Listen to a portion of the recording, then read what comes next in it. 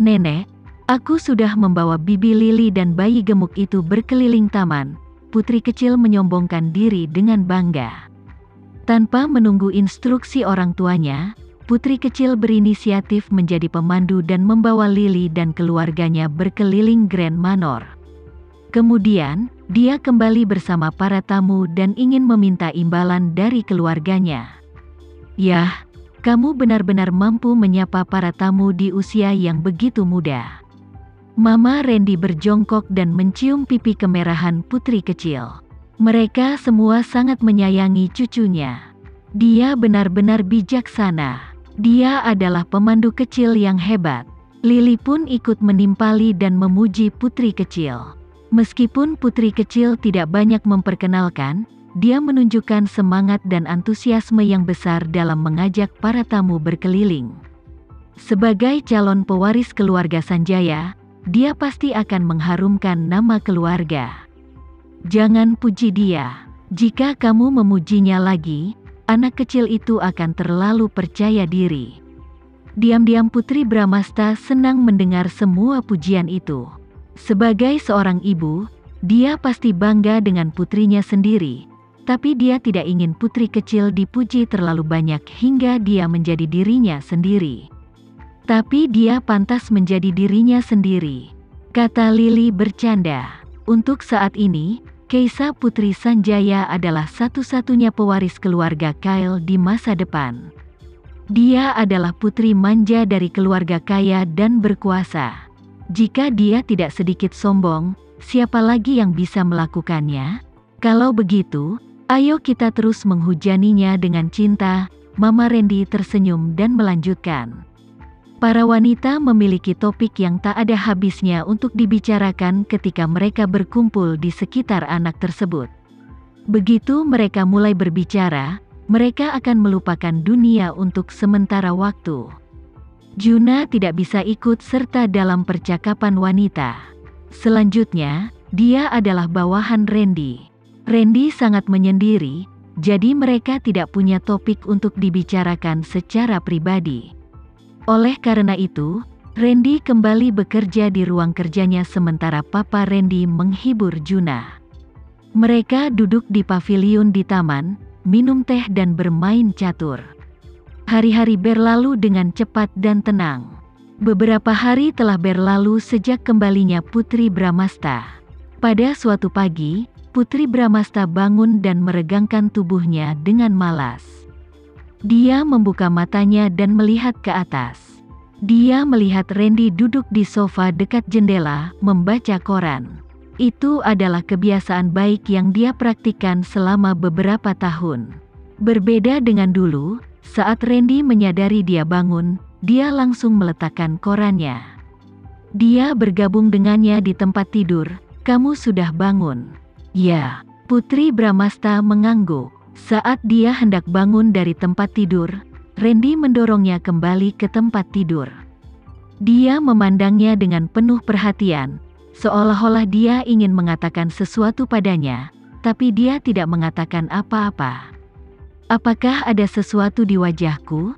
Putri Bramasta dengan cepat mengulurkan tangan untuk menyentuh wajah dan sudut matanya.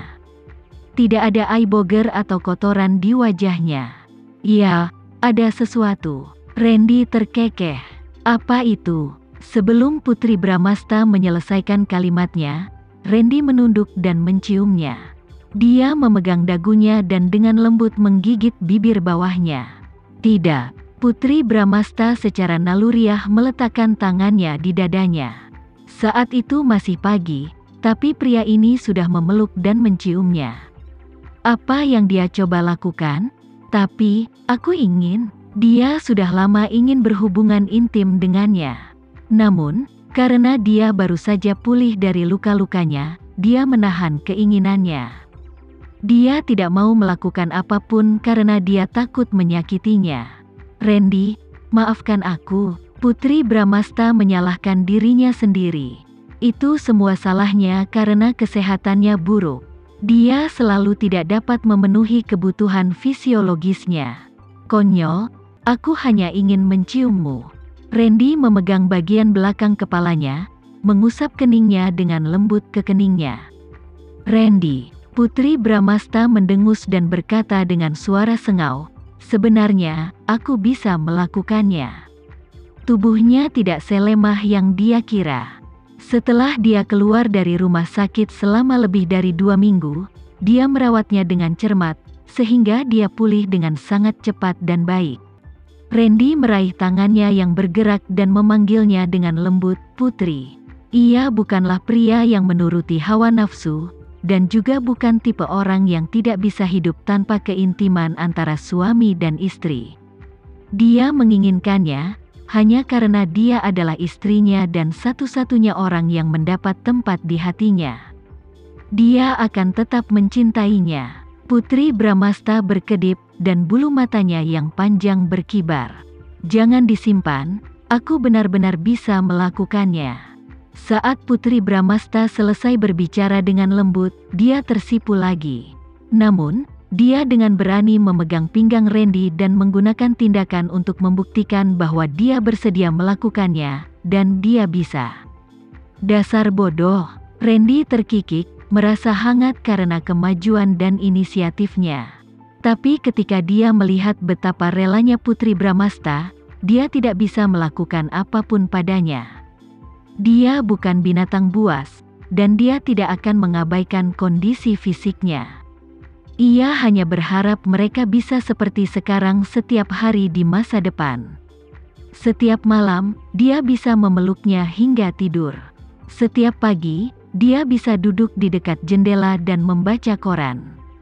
Ketika dia bangun, dia akan memberinya ciuman pagi. Randy menepis tangan Putri Bramasta dan mencium kening Putri Bramasta. "Bersiaplah, kita akan menuju bandara nanti." Putri Bramasta menunduk dan tidak berani menatapnya. "Apakah kita akan kembali ke Jakarta?" "Ke Laut Aegea." Randy menunduk dan menciumnya lagi. Dia mencium wajahnya sampai dia tersipu, lalu melepaskannya. "Di masa depan, jangan pernah melupakan apa yang sudah kukatakan padamu." "Aku minta maaf." Dia benar-benar tidak menyangka Randy akan mengatur perjalanan ke Laut Aegea secepat ini. Lagi pula, mereka sepertinya sudah menyebutkan akan pergi ke Laut Aegea sebelumnya, tapi tidak pernah ada rencana pasti. "Jangan minta maaf. Jika kamu benar-benar ingin meminta maaf, tunjukkan ketulusanmu." Randy memandang Putri Bramasta sambil bercanda. "Orang jahat," Putri Bramasta bergumam. Pria ini telah banyak berubah sejak saat itu. Ketika mereka pertama kali menikah, dia adalah seorang pria yang dingin dan sombong, tapi sekarang dia bisa keluar dengan segala macam hal nakal. Orang selalu bilang wanita selalu menyukai pria jahat. Sekali lagi Randy menyebutkan kata-kata yang tidak pernah ia ucapkan sebelumnya. "Aku mengabaikanmu." Putri Bramasta berlari keluar dari tempat tidur dan bersembunyi di kamar mandi seolah-olah dia sedang berlari menyelamatkan nyawanya. Jika pria ini menggodanya lagi, dia pasti akan semakin tersipu. Sekali lagi, Putri Bramasta menyaksikan betapa kayanya Randy. Randy telah menyiapkan pesawat pribadi untuk terbang ke Laut Aegea. Itu adalah pesawat pribadi yang diatur secara khusus. Dari dalam, pesawat ini benar-benar berbeda dengan pesawat komersial. Bagian dalam pesawat pribadi tampak seperti suite, karena pesawat tersebut dilengkapi dengan ruangan, dapur, dan bar minum. Pesawat itu menawarkan segala yang bisa dipikirkan Putri Bramasta, dan juga mencakup banyak fasilitas lain di luar ekspektasinya. Misalnya, kabin dibagi menjadi 2 ruangan, dan bagian terakhir adalah kamar tidur utama. Bagian depan kabin merupakan tempat hiburan dan memiliki area umum, serta terdapat beberapa pramugari cantik. Putri Bramasta mau tidak mau berseru kagum. Dia benar-benar menikah dengan bos besar yang super kaya. Tentu saja, yang paling mengkhawatirkan Putri Bramasta bukanlah hal-hal yang diberikan Randy padanya, melainkan hubungan antara putri kecil dan Kenzo. Setelah dia sadar, dia menemukan bahwa hubungan antara putri kecil dan Kenzo telah meningkat pesat.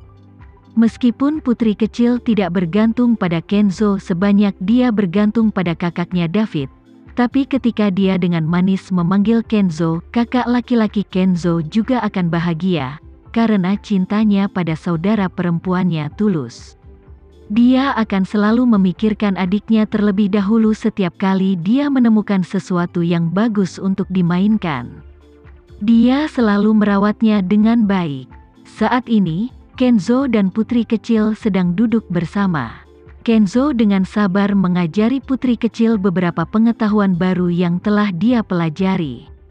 Putri kecil mendengarkan dengan penuh perhatian. Di usianya yang begitu muda, dia sudah menunjukkan rasa hausnya yang kuat akan ilmu pengetahuan.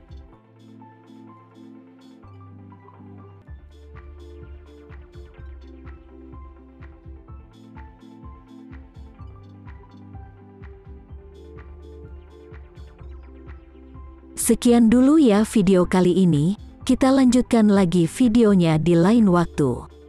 Oh iya, bagaimana menurut kalian? Semoga bisa sedikit menghibur kalian semua. Untuk teman-teman yang baru nonton, jangan lupa subscribe ya, hehehe. Dan kalau teman-teman ada yang ingin gabung langganan, bisa langsung gabung saja untuk dapat fitur yang menarik dan sedikit membantu Mimin. Terima kasih banyak sudah menonton, sampai jumpa lagi, bye.